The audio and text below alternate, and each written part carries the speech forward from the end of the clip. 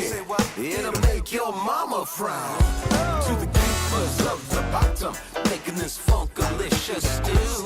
You gotta put your head up on it so we can give this funk to you. When our ship lands in your town, don't be scared, we're here for you. So don't worry about that steak, that's just funk that's on your shoe. Ooh.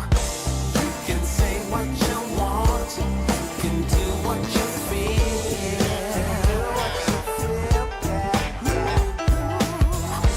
It's about that time, so let's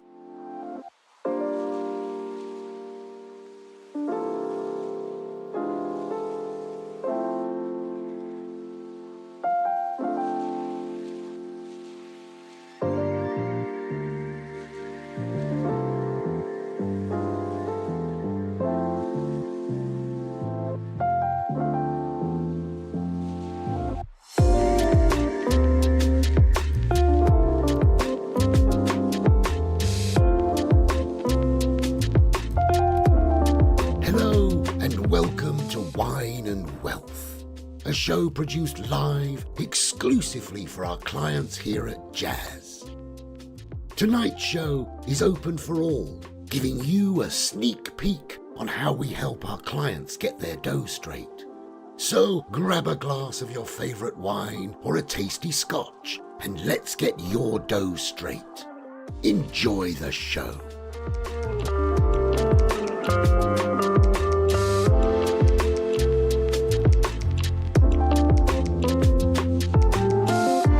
Now you will. Hello, welcome everybody to an open house Wine and Wealth here tonight. How you guys doing out there? Eric, how you doing over there? Way over there? I'm good. I'm good. Nice, nice. It's actually both of us in the same room, but he's over there. I'm over here. We're gonna see what happens. If you could look at me. Yeah, I was wondering. I'm thinking right this second. So this is the weird thing. So if I look at Dustin right this second, just to give you an idea, we're in the same room. If I look over here, like then you see you just catch here. So I'm like, hey, Dustin, how are you? Like I lose everybody that I'm talking to. The troubles are because normally this is Wine and Wealth, but tonight we have a special gift in the house here. We have Balcony's, oops, there we go, Brimstone. It is, what do you think, Eric? Is it any good? I'm not a fan. It's a little watered down. Got a little bit here for you. Yeah, it smells awesome, like it's going to just blow you away. And unfortunately, it's a little watery. There's not much to it. Yeah, not much to it. No real. If you're a bourbon connoisseur like Dustin here. I would have been happier with the wine myself, but that's what we've got here tonight. Hope you'll join us. Grab a drink, come hang out. This is a example class, very similar to our Wine and Wealth. It is in the dojo as well, so if you're a client, you can see that. What we do is come to our clients every Thursday at 8 o'clock Eastern time, and even though we're competing with football, we like to just kind of give them a tip, something extra, something that's a little bit deeper than what we can do usually publicly. And tonight, Eric is going to bring you the goods. I'm going to follow along, and I will be taking your questions and helping Eric out. But what we thought of was, what if we had a tip or a trick for every single account type and then see what types of questions you guys may have? So I'll sit back. I'll let Eric do his thing. I'll chime in every now and then. Let's see how it goes. Right? Sounds like a plan. What do you think, man? You want to just like dive in? You just ready to go? Let's go. Earlier he was like, let's just do this thing, and I was like, okay. Well, we got a hard stop is what they call it in the corporate world of 8:30 because of football. So it's like, people are out. Who's even playing? Do you know who's playing? Yeah, Cody told me, because I actually wasn't paying attention. It wasn't the Bucks, so I was kind of like, if it's not the Bucks, but it's Eagles and Vikings. Oh, pretty sure that's what Cody said. I saw Kramer he's in his jersey in his helicopter being taken to the game. Is he an Eagles fan? He's a huge Eagles fan, and he's got a helicopter apparently. They say Eagles fans, nothing against if you're out there, but they say they're some of the tough ones out there.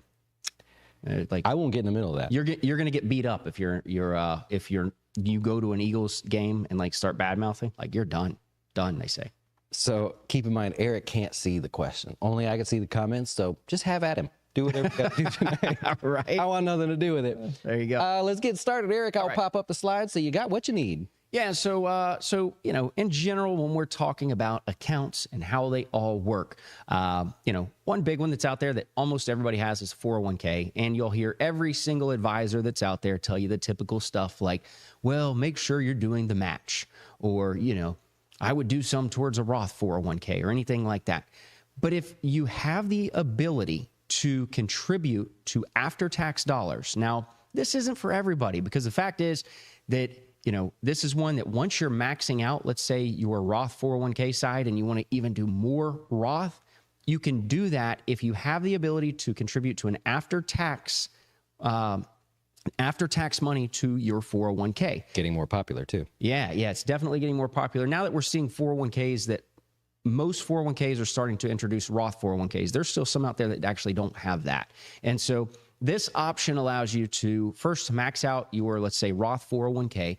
Then you have the ability to put in after-tax dollars. Up to $66,000 is the max that you can put into a 401k for 2023, $73,500 if you are 50 or older. But there's a catch with this, and you have to be very careful, because the $66,000 or the $73,500 includes the employer match. So if somebody's out there and you're wanting to do this, just make sure that you're like, well, hey, I'm making all the money in the world and I just want to pump it all away.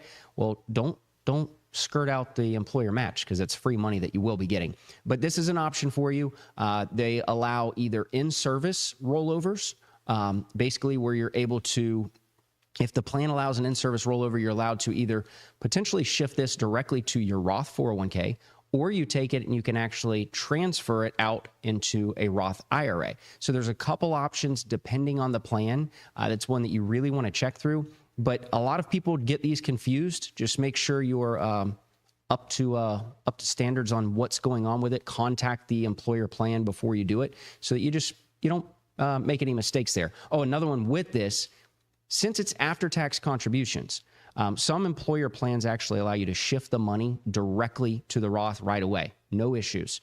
If not, if you contribute after-tax dollars and it sits there and it grows, anything that is then going over to the Roth, as far as the growth goes, will actually be considered a Roth conversion.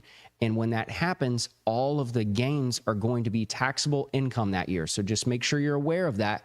That's why I say, really trying to figure these out, contacting the employer plan on how they work, working with an advisor, somebody that knows what's going on with these before you get into it and making a mistake on things. Can I ask a question here? I genuinely don't know if this is a default. Sure. So when you're doing this, you have your pre, post, and after.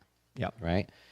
I've seen on a statement where it shows pre, post, after, and each sort of sub-account is invested differently. Is that the norm? That's an honest question. I just don't know. So you're saying that like the pre-tax account 401k side is invested one way, the Roth is invested another way, and then maybe by accident by the client, but is it standard to have my pre-tax money here and then I choose investments, my Roth money here, I choose investments, and then the after-tax bucket, choose investments? Or was that just a one-off where I saw the client, I was like, why do you have so many different portfolios here? Yeah, and so I am starting to see that where, you can invest them differently, like as in different buckets in a sense. It's interesting, though, because it's not every account and it's not every plan, because, for instance, our 401k plan here at Jazz, we don't have that ability. What? So it's either, it's just if you're investing, you're investing. And so, okay. I think that's one. Potentially Fidelity, I'm seeing. I believe Fidelity is I don't know where that statement came from. But we have, Fidelity has, Schwab, different ones have what's called brokerage link, where you have the ability, if the employer allows it, where you can actually buy outside funds outside of your investment funds. And so sometimes you're seeing with those brokerage links, I'm seeing some are with pre-tax and some are with Roth. So you can actually do two separate things there. I love that. And actually got a handful of questions here, just real quick. Jeff says, let's talk about brokerage accounts. So we will definitely get to that. Get there. How about a video with proper percentages, taxable, tax deferred, cash, and investments? I've actually done one of those. I don't know if you've done one, where I broke down, it was an individual, because it's tough to have a general term for everybody. And we broke down what percentage should be in each. I like that topic, by the way. That's a good topic. It's a tough one to nail down to like we always talk about Jazz, like, you know, everybody's unique. So we don't have like always these like, oh, this is the set rule. But I think a good, just standard generalized idea of that's not a bad idea. Jeff says, brother, that'd be 100% of my salary, which you showed on those slides over there. So, This is not for everybody. This Yeah. is just one of those extra strategies. If you're looking and you're like, we have a lot of people that get to where they're investing and they're like, what else can we do? What else can we do? So this is one of those. does the Roth 401k have a different contribution limit than the traditional 401k? No. And so as far as IRS regulations go, this is pre-tax 401k and after tax, or Roth and after tax. And so when you're looking at this, you know, in general terms, you know, the IRS rule for if you're 49 or under, if you're 50 or over, there's a catch up, but it's $22,500 for 2023. And so if you're contributing to your pre-tax, let's just say that you put 10,000 there, you could still do 12,500 that goes to the Roth, but you can't like double up and say, well, I'm going to do, you know, 22.5 to my pre-tax, 22.5 there. It's 22.5 total. And just in case the question, I misunderstood the question there, you can do different percentages to each one. You could say, I want 5% here and 2% there, whatever you want to do, just in case that was your question. Yep. And up to the limit. And that's one that people get confused too. And I'm not sure with this, but a lot of people say, well, I'm over the Roth income limit. Well, with the Roth 401k, that doesn't matter. And so you're still able to participate in a Roth 401k even if you're over the income limit. So that's just a little added nugget on that question. And last one here, Aaron says, restate 66,000. That's a huge employer match. Yeah. Yeah. I don't think he said employer match in there. It includes it, but he was not saying. Yeah, no. So the employer, it includes the employer match for the total of 66,000 as the contribution. So if you're, let's say you're a high income earner and you're making $250,000 a year and you want to do the 401k, plus you want to do the catch up or that after tax contribution, plus you have your employer match, the total combined can't be more than that 66,000. So if the plan allows that after tax contribution. You got it. You ready to move on to the next one, mister? Well, we can do that. Yeah, thanks to the magic of the button, it is ready to go. All right, the next is the Roth IRA. I mean, I think everybody loves a Roth IRA. You know, we know typical standard terms again, you know, oh, well, you're going to put after-tax money in, it's going to grow tax-free, and you're going to be able to live on this in retirement without having to pay taxes on withdrawals. After 59 and a half, there's also little silly rules with the 5-year before you start, all these different things. But let's go a little bit deeper with that. And so there are, you know, the Roth IRA is... let's see here. What's going on here with this slide? Did I mess you up? No. I'm sitting here looking at something and okay. So limited options due to income. So potentially, I was trying to figure out what that. Oh, that was you were talking about the if your income's too high. Okay. You make yeah. too much. If your income's too high with the Roth IRA. Can I interrupt for a second? Yeah, absolutely. Can you justify this to me? Okay, you make too much money. You're over 210, let's say let's say you're solidly over 210. You can't contribute directly to a Roth. But if you put it over here first and then you put it in the Roth, we're okay with that. Yeah, totally okay. Why just get rid of this? Why can't we just change that? That's the dumbest thing. It creates all this extra work. Makes zero sense. The whole thing makes zero sense. I thought maybe you had something. I was just trying. Now, so there is the Roth income limit. You're limited there. You can use the principal balance, though, as a quick option for money, then redeposit within 60 days. Almost every advisor will tell you, we'll never borrow from your retirement account. But what happens if there's this crazy one-off scenario where, let's just say that, you know, bad things just happened to you in the past, 30 days. Your roof, leaked, you had something else happen, your car broke down, all of these different things. You could access the principal amount that you've put into your Roth IRA, take that money out, and then redeposit it within 60 days without having to worry about it being a withdrawal. Because if you wait after 60 days, then, well, guess what? You can't put the money back in. If you put the money back in, then it's considered a contribution again for the year.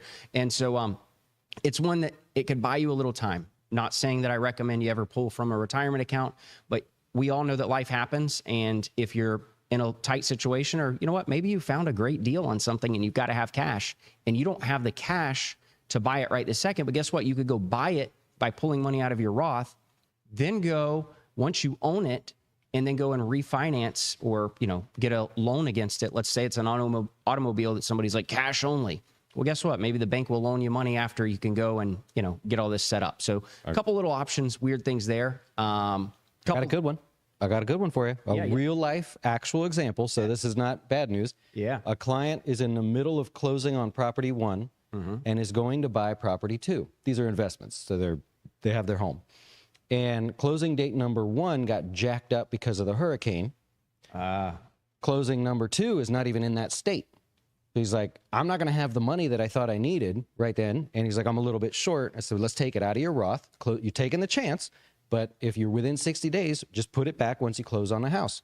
He was willing to take that shot, and there's a real world example. Yeah, there's worst case scenarios. The hurricanes are a big one right now because what happens if, you have all these home repairs that you have to address and you're waiting on the insurance to pay out? Again, big risk there if they're going to get you the money within 60 days.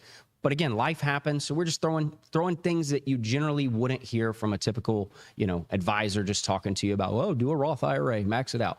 Plus, it's hard sometimes to guess what your problem is. Like, I love when we start working with like a new client and they know they could say anything. So they just start throwing stuff at me. And you've been on those calls where they're just like sharing more than you probably need to know. But it's like, okay, as they do that, I love that sort of relationship there because you start hearing more and I get a feel for your risk. I get a feel for what your thoughts are about debt. Not everybody's the same there. A lot of times I get to feel for your political stance on your religions and stuff, but Yeah. I love that we get to know that because People tell us everything. yeah, but it's because they know we're not just saying go and be in these investments and we're going to treat you like, just shoving you through, right? So everybody's a little bit different, and I can't tell you how many times we've talked to clients and he'll come out and go, hey, I thought of this. Should we do this for this client? Or I forgot this one little rule inside of something that we do all the time, but there's this little fine little rule. Can we do that? And we'll bounce ideas off each other. I love that one myself. So just point that out. There are cool little real life scenarios.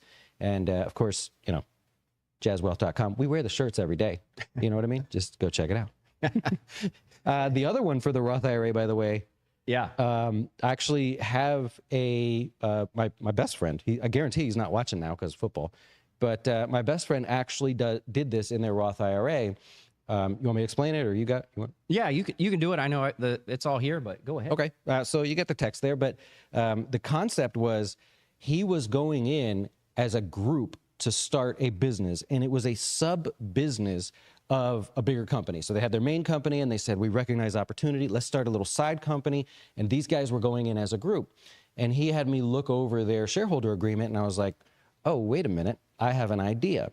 Let's actually hold the shares of your new company in your Roth IRA because they're not worth any. Well, they're worth a penny, but they're not worth anything. Their goal is to build this business and sell it, not for billions, but they'll sell it to somebody along the way. And I said, think about it. If you hold shares of this company in your Roth IRA, and then you sell the company one day for $1 a share, you got a 99-cent profit per share that's all tax-free because it's in your Roth IRA. So that, to me, it's a little tricky. Don't anybody go out there and just start doing this one tonight. I just wanted to share it because you can hold stock even if you're part of the company. You know what I mean? Like, it can't be like they call it self-dealing, where you, if you bought a house in your Roth IRA and let your daughter live in it, that's self-dealing. You're benefiting from it. You're not supposed to do that.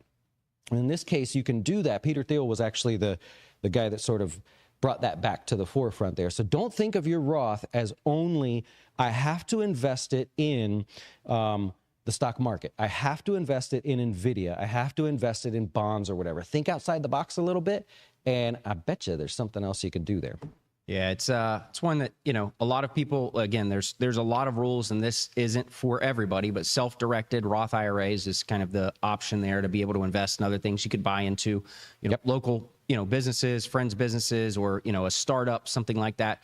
There's a lot of rules that come into play, though. It's not something we specifically do here, but, as we know, it's not something we do or make money off of, but we're fiduciaries. We want to share that because I actually had a client who had a SEP IRA, and he was a sole business owner of a real estate. He flipped houses and all of this. And I told him, I said, you've built this SEP IRA up now quite a bit. I was like, I hate to lose this account that I'm managing, but at this point, it makes sense because now you can take it, you can convert it to Roth. You're going to have to pay a large tax bill due to his tax bracket, but now he can take this account and go flip 2 or 3 houses a year and easily grow this account that was, I think, around $200,000 because he would flip these lower income houses. He'd put a little bit of money in, take it and go from there. He could easily grow this thing to $1 million in no time. My favorite was, so I had a client that I had heard this radio show. There's a guy that has a radio show that talks about using your IRA to invest in property. And naturally, somehow he makes money off of this. It's like a group or something. So a client had called and said, do you know of this guy? And as soon as his name hits me, I'll tell you. He's from Texas. Anybody hears you might know who he is. So he comes to me and says, have you heard of this guy? And I said, yeah, absolutely. And he's like, you think I should do it? And I'm like, well, I don't know what it costs, but I know that you're in a position where you can do that. And honestly, if it were me, I'd take some of your IRA and I would go do that. And he ended up doing it. Well, he told the guy on the radio show, not on the radio show, but he told the guy after getting to know him that his financial advisor had actually recommended him. And the guy was actually on the radio. He's like, I've never had a financial advisor recommend someone to us because it means we lose the money. Yeah. And so he called support and he asked if I wanted to be on the show and talk and all that. And I was like, yeah, it's not my audience. You have fun, but it's not me. So I thought that was pretty cool there. Yeah. Yeah. No, it's a good option, but again, not for everybody whatsoever. But we're trying to give you stuff that you haven't thought of. You got it. Next up is going to be the traditional IRA, right? Traditional IRA. Yeah. And it's really just being smart about how you're allocating your assets. And asset location is key for this. If you have muni bonds, which are generally, tax-free, if you have muni bonds in a traditional IRA, it just doesn't make any sense. Yep. And so you've really got to focus on what money you're putting in here when it comes to things. And I mean, if you're just generally investing, you're generally investing, but really start to focus on that. I actually had a client just the other day ask me about that. He said, hey, I'm considering buying some bonds and, should I put it in my individual brokerage account or should I put it in a traditional IRA?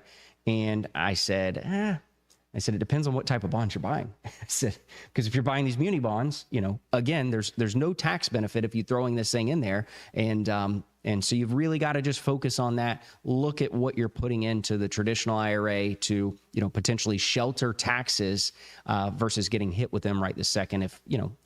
Again, I think this one all depends on the client, their goals, client specific, but there's a couple of them that are just big no-nos. You don't put muni bonds in a traditional. And this is one where I get a little bit frustrated with it because it's not for everybody. So as you're getting started, you want just as much growth as you can get, right? Get ahead in the game. This is what happens when you get it. I would say probably in your mid-40s and you've been at it for a little bit, got a 401k, maybe a rollover and a Roth and a brokerage account and a stock trading account, whatever. Okay, as that happens, and you go, Dustin, I'm saving enough. Eric, I'm saving more than enough, right? What do I do now? That's where I'm going, right there. As soon as somebody says, I got the gist of it, I've seen the general stuff, I know what I'm supposed to do, what's the next thing? Asset location. That one sounds so boring, but I guarantee you, that's where you start making just that little bit more because we solve for the future tax problem, right? And you're going to pay the tax in an IRA, presumably, one way or another. So we start solving for that. So that one, it doesn't sound like a big one there, to be honest. That's a big one and definitely something you got to keep track of as you grow. Yep. Yeah, absolutely. And then, this kind of still goes with asset location, with the way we do things and what we're doing with a brokerage account. So somebody just asked about, well, what about brokerage account? Tell me about this thing.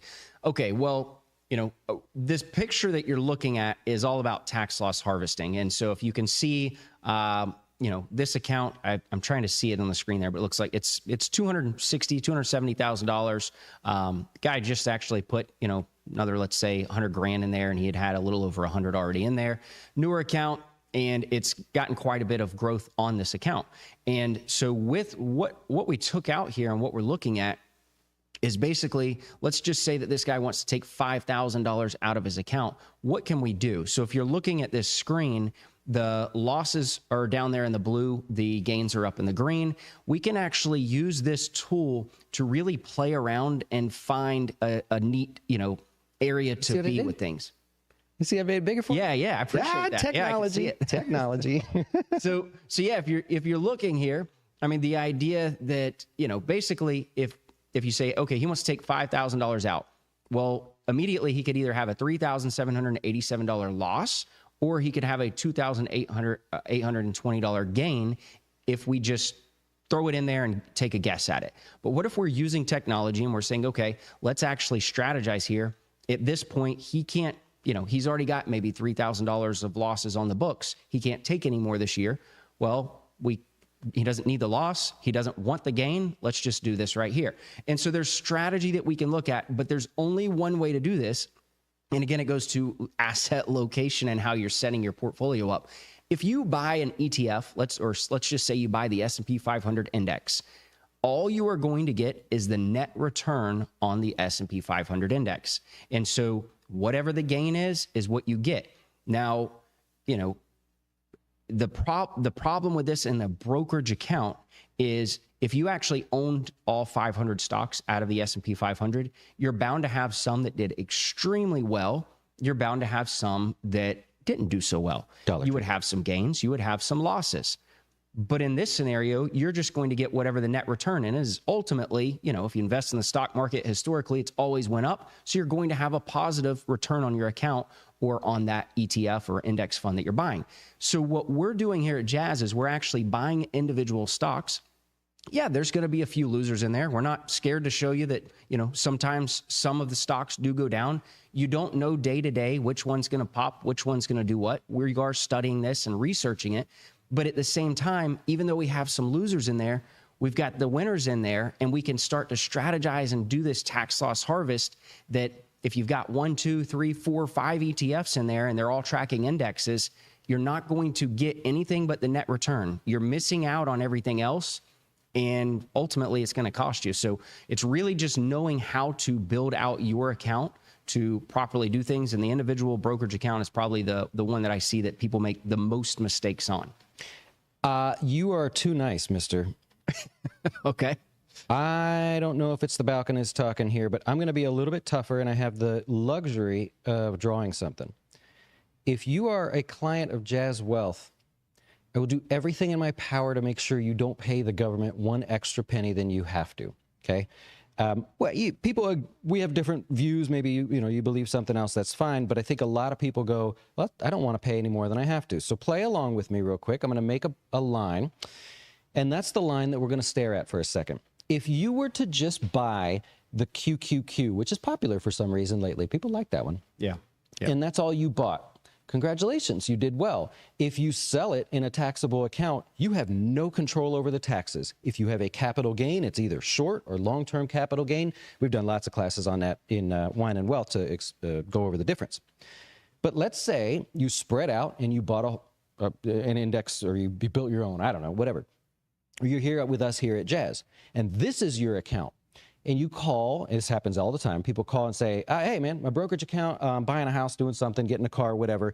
I need $100,000. And it doesn't have to be that large of a number. This is what it is in this case. You need some amount of money. The first thing I'm going to do is look right here. And I'm going to say, okay, Mr. or Mrs., whoever you are, do you want the $100,000 with no capital gain or loss? Do you want the $100,000 with a capital loss? And if so, do you have any other losses on paper? Or can you afford a capital gain, maybe because you sold something for a loss and you can wash this out somehow? That's the choice that we have. From going in here, you tell me, I need a capital loss of $3,000. I will go in there and literally pull apart all the positions that I can to make it equal to $3,000. So you get a 1099 from Goldman Sachs, in this case from us, that says you lost $3,000. Although your account went up, you lost. And there is no better feeling in the world with a brokerage account. So please, in your brokerage account, diverse. And I'm working on a class right now. How many stocks is diverse? You know the answer? No. So actually, I Googled it just to see what people think. It's 20 to 30. That's what the retail side of things says. If you look at portfolio analysts and portfolio builders out there from the mutual funds and everything, why don't they have only 20 or 30 stocks? You ever notice that? Why does an ETF not have 20 or 30 stocks? So I'm working on that to show you the whole study and volatility and stuff. But the bottom line there is being diverse and being able to use tax loss harvesting is huge. And we do that for everybody here because you are not paying another penny than you have to pay to the government. Well, and I think the important part of all of this is people are like, well, I made money. I'm going to have to pay taxes one way or another, kick can down the road. At some point in retirement years, you're going to have, you hit 65 years old, you're going to have Medicare tax, IRMA. And when this happens, if your income, if let's just say you're living off of your IRA account during that time and your income's a certain amount, you have Social Security coming in, you have all these things. Well, now you say, hey, you know what? I want to go buy something and I need to hit my individual account. Well, if you sell all of this at a gain, capital gains still count towards your adjusted gross income.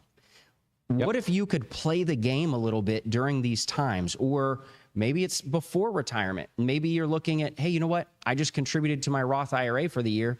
But if I sell off and go buy this car that I want to go buy, now I'm going to be stuck because I'm going to be over the adjusted gross income. What if we have the ability to say, no, we'll help you on that. Let's take a look. Let's see what we need to do. So like Dustin said, it's, if you have a loss already, maybe you can sell for a gain, get a wash there. If you need some losses, let's look at it. Let's see how we can strategize this. I'm going to take it just this last step and then kind of show some of our portfolios here to give you an idea. But this is also our problem. So imagine all of our clients that have individual accounts with us, and we've decided as a company, we'd like to raise some cash. We don't want to be 100% invested. That's why our performance has been so good, right? Well, by raising cash, that could cause a capital gain for our clients, a short-term or long-term capital gain. Case in point, if we look at our large cap fund, so our large cap fund year to date minus this week so far. This slide is just about a week old, but the market hasn't done anything. Past performance is not indicative of future. Yeah, no guarantee in the future. We're gonna, because the SEC is coming after advisors now. Oh, they are. Oh, they're killing them. Big fines. So this is our actual performance of our large cap growth fund. It is not hypothetical, and it is real. You can see that we're outpacing. And just so, because I knew someone was going to say it, this is our long-term performance of the large cap fund. So still outpacing. We have these moments where we just outpace a little bit. So things are going well. If you have a brokerage account with us and we decide, hey, we'd like to slow down because our performance is good and we can afford to put some cash on the sidelines, wait for a better opportunity. If I start selling, if I just had an ETF like every other advisor on the planet, I picked an ETF, by raising cash, I have to sell that ETF. All of a sudden, you have a capital gain because I feel like taking a bit of a cash position. Oh, that's not fair. I don't like that at all. And what we do is we actually have of our funds for every different category. So we have small cap fund as well. The Russell 2000, it hasn't been the most exciting index out of all of them, especially lately there. But what if we took a little profit there? What if at some point, notice over the long term here, we had this huge outperformance just really from not getting smacked so much during COVID. What if we want to go to cash? 10%, 2%, right? That's not fair to you. We can't have you take a capital gain, even though it would work out, for you in the long run. No, people don't like that. So please think about being more diverse in that account. In your Roth IRA, you want to be aggressive. You don't want to be diverse. Nobody cares. The IRS doesn't care. It's fine. Go ahead and do it. But that's a huge one there. Definitely want to point that one out. Yep. Okay, let's take some questions here. I believe we've covered them, right? Yeah, that's everything. And yeah, all the disclosures with, performance reporting where it's all real performance, though, past performance is not indicative of future, whatever they say. What is it? Future returns. So. Eric gets nervous on that one because it's like compliance. Like, here we go. Oh my God. I read an article, actually I just got it the other day, that 10 advisors, they were sharing hypothetical performance. Yep. 10 advisors, the total fine was $850,000 between the 10 of them. And I want no part of that. So no, that's why I see these articles that always pop up. We get these on email, and it's always like, so-and-so's in trouble for this, so-and-so's in trouble. And generally it's silly stuff. The majority of, especially fiduciary advisors that are regulated by the SEC, they are working for you. I mean, everybody wants to make money. Everybody wants to do certain things, but generally it's just silly stuff that maybe even they just made a mistake.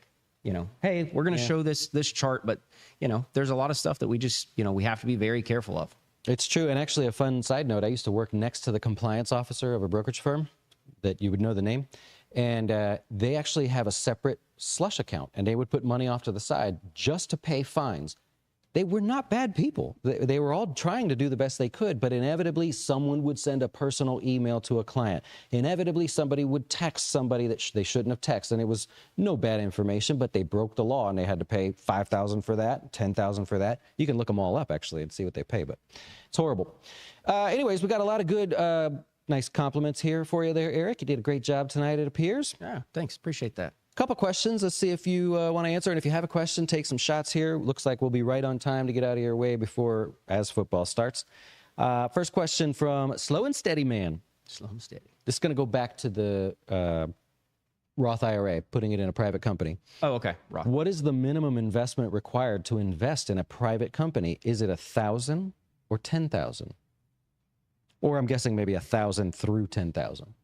Is there a minimum? I don't think there is a minimum of any amount. It depends on the value you want to buy in that private company. Yep. Just knowing that, it has to be in the self-directed IRA. You can Google and find a self-directed IRA company. They should be able to help you with all of the various rules that come into play with that. So just reach out to them directly. I know there's one right around the corner from us that we have, but yeah, there's other ones that are out there, but no, I don't think there's any minimums there. For your company, if you're going to do this for yours, it's your company. You set the limits there. If it's going to be a separate private company, they may have a minimum, but they probably don't want someone walking in with $10. But I don't think you'll find it to be too much of a headache. Okay. Oh boy, swamp rats in there. Oh, swamp. Swamp. It's not for you, though, so we're moving on. Just comment there. David Jones says, is it tough transferring robo-brokerage assets to Jazz? They are broad ETFs that would have to be sold and possibly incurring taxes. How do you handle someone that comes to us and says, yes, I'd like to work with you, and I would like to open my account, but it's all a brokerage account, and I have all these positions. Will there be taxes? So generally speaking, as long as we can hold the assets, unless it's something weird that's like a proprietary product, which if it's a robo-advisor, generally we've had no issues there. Broad ETFs. And so what we do is if you were to open an account, go to jazzwealth.com, you can open an account and by clicking invest now at the top, follow through all the process, and then let's say good for you. You're not known for the sales pitch. Good job. Hey, you can open the brokerage account, the individual account there, and then once you're done with that, then what you're going to do is you're going to get an email from our support team, and it's going to be to set up your password for the dojo. Once you set up your password, you'll immediately pop in so where you can upload a statement securely to our portal. Once we have the statement from the firm, then we're able to then submit that. Our support team does that for us. They'll work with the broker or for that firm on transferring everything over. It's usually a pretty easy process. It all comes over in kind. So once it's here, what that means in kind is basically nothing gets sold off. Once it's here, it takes, give or take a couple weeks for the actual holding or the cost basis to come over. So then we can actually see, all right, hey, John bought, Apple at 100 and now it's 180. Whatever the case is there, we can see all of that. Then we can have a conversation with you to start working towards divesting out of what you're already invested in. If there's a loss there, we'll have that conversation. Hopefully we can find some opportunity. I've even had times where we're still holding some gains for some clients, but we've taken a lot of what they have but left a couple of the stragglers just so they're not going to get hit with a large capital gain. And then, we can focus on that as we go. It's a long-term relationship. It's not one that we just jump in, make a move, and then, hope for the best or slap a big tax on you there.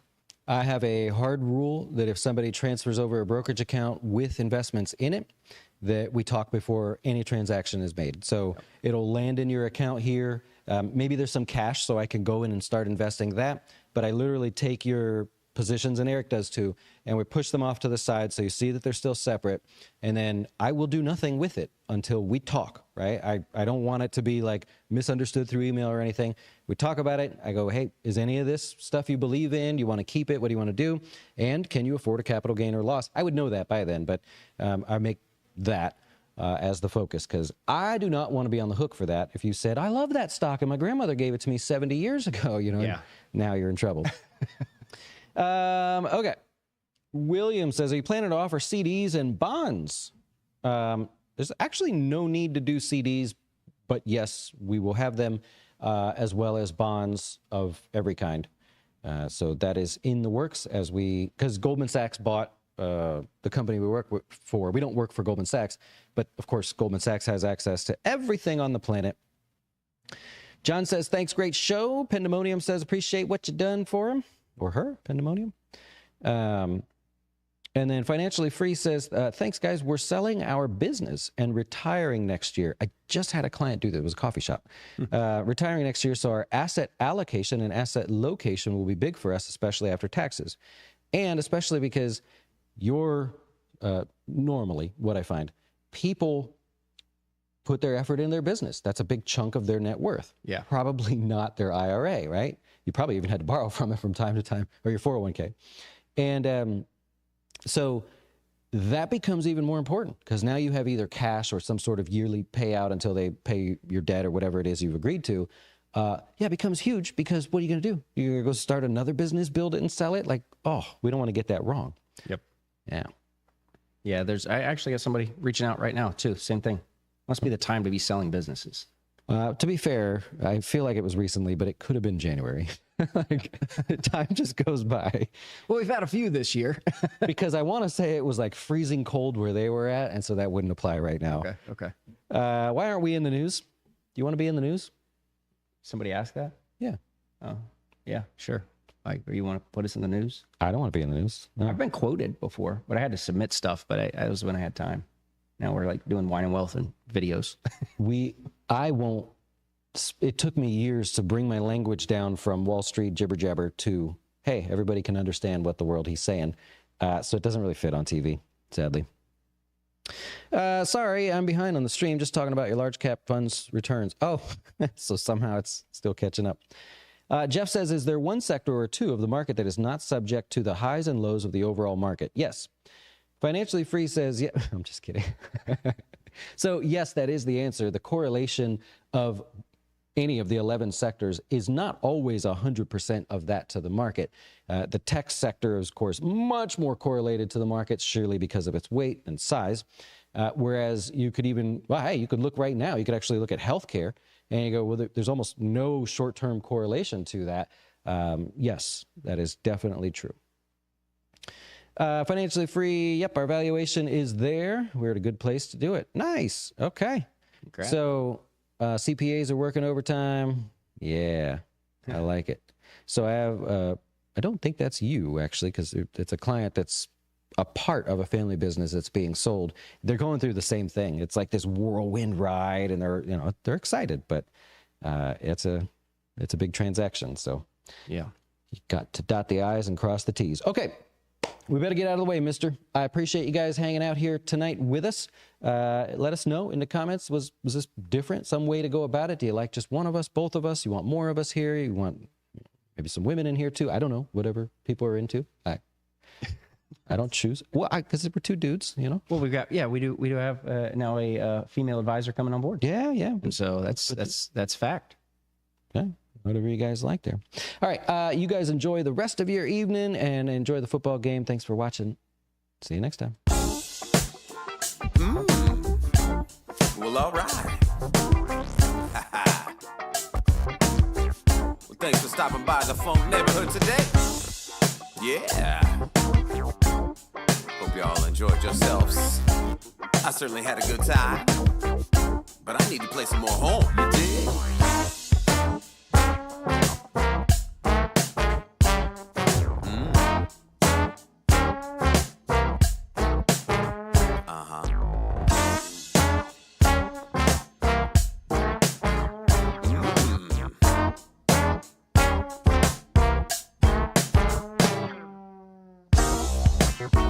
Okay, peoples. When you find yourself needing some funk, come on back. Cause we got just what you want. That's right. Catch you later. Ooh.